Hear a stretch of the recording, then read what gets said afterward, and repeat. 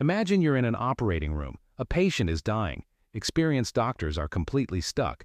Then one doctor notices a tiny clue that everyone else missed and suddenly solves the entire case. Sounds impossible?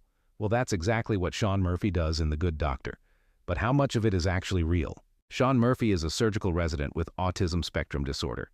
In the show, he can mentally visualize organs, bones, blood vessels, and medical conditions with incredible detail. It's one of the most unique abilities ever shown on television. But here's the interesting part. The science behind it isn't entirely fiction. Many autistic people describe their thoughts differently from most people. Instead of thinking mainly in words, some think primarily in pictures. Surgeons also rely heavily on visualization. Years of training allow them to mentally map the human body and predict what they might find before surgery. So, the idea that Shaun thinks visually? That's actually very realistic. However, real doctors don't see floating holograms and 3D animations around patients.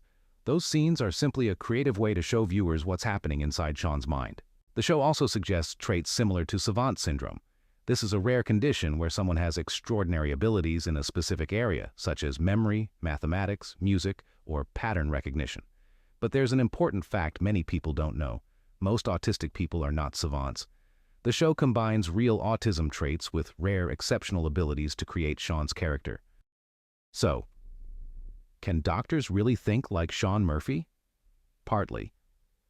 Visual thinking is real. Autism is real.